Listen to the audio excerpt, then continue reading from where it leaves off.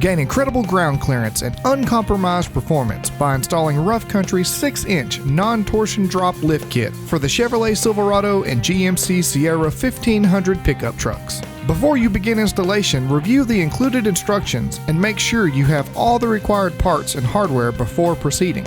You'll also want to verify that you have all the proper tools before disassembling your vehicle. For more helpful pre-installation tips, visit roughcountry.com/beforeyoulift. To begin installation, using a 7/8 deep well socket, remove the wheels. Measure the threads showing on the torsion bar adjuster bolt. Mark the position of the torsion bars on the control arm and torsion bar key. Using a torsion bar tool, relieve the pressure from the torsion bar adjuster bolt and remove the bolt and threaded block. Be extremely careful when loading and unloading the torsion bars. Using a 15mm socket, remove the factory lower skid plate. Use a 10mm socket to remove the brake line from the upper control arm and knuckle. Unplug the ABS wire from the frame rail. Remove the tie rod end from the stock knuckle using an 18mm wrench. Strike the side of the knuckle where the tie rod mounts to dislodge the tapered tie rod end.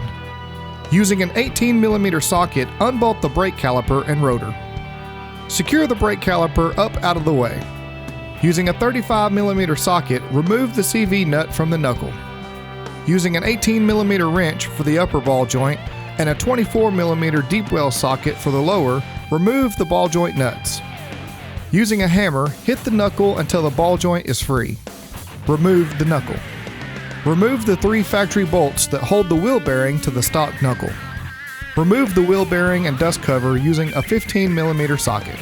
Using a 13mm deep well socket, remove the sway bar link from the lower control arm and sway bar.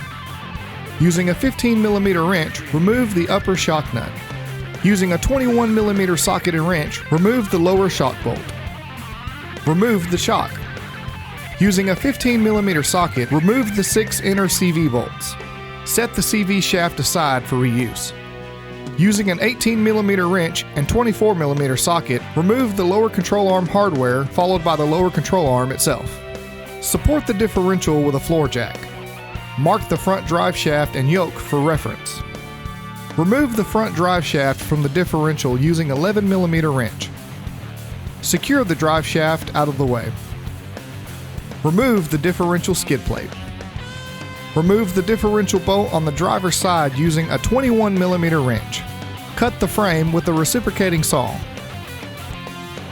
Remove the differential vent hose, differential plug, and the plug clips from the axle. Remove the upper differential bolt that secures the driver's side of the differential to the frame using a 21mm wrench.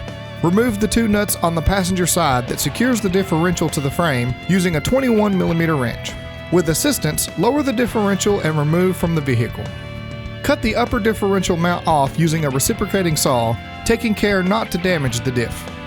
To allow for clearance on the frame, trim the cooling fins using a hand grinder. Cut the factory crossmember. Install the bushings and sleeves and the differential brackets mount. Install the bracket on the differential with factory hardware using a 15mm socket. Tighten to 35 foot-pounds. Install the rear crossmember with the supplied 5/8 inch by 5.5 inch bolts, washers, and nuts, being sure to install the bolts from the front to the back. Install the passenger side differential bracket with the taller end of the taper positioned toward the front of the vehicle using the factory hardware and a 21mm wrench. With assistance, raise the differential into place and install the rear mount of the differential into the new crossmember mount with stock hardware.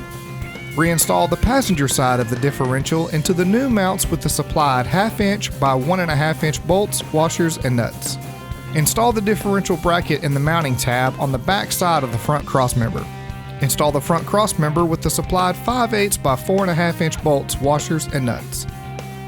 Bolt the differential to the front crossmember. Tighten driver's side rear differential bolt. Reinstall the drive shaft using the reference markings and secure using factory hardware. Tighten to 19 foot-pounds using an 11mm wrench. Pull the differential vent hose that was previously disconnected down to install in the stock location and reinstall the differential plug and wiring clips. Install the supplied sleeve and torsion bar bracket onto the lower control arm. Note the brackets are specific to the driver or passenger side. Using the bracket as a guide, mark the lower control arm for drilling.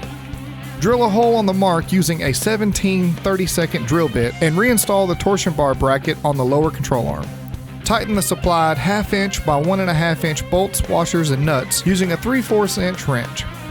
Install the lower control arms with the torsion bar drop brackets using the factory hardware and ensuring the bolts are installed front to rear. Tighten 5/8 inch crossmember hardware to 154 foot-pounds, 9/16 differential hardware to 114 foot-pounds, and factory hardware on the passenger differential bracket to 75 foot-pounds. Using a torsion bar tool, load the torsion bars using the mark made earlier as a reference. Install the skid plate using the supplied 3/8 inch bolts, washers, and nuts. The rear of the skid plate will be installed by lining up the holes in the crossmember and installing the supplied 3/8 inch self-tapping bolts. Tighten using a 9/16 wrench. Place the supplied CV spacers in between the differential and the shaft and secure with the supplied 10mm by 65mm socket head cap bolts using an 8mm Allen wrench. Tighten hardware to 58 foot-pounds. Install the front shocks in the lower factory location using factory hardware and a 21mm wrench. Install the shock in the upper mount with the supplied stem bushings, cup washers, and nuts using a 9/16 wrench.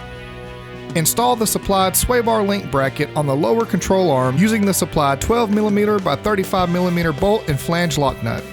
Tighten using an 18mm and 19mm wrench.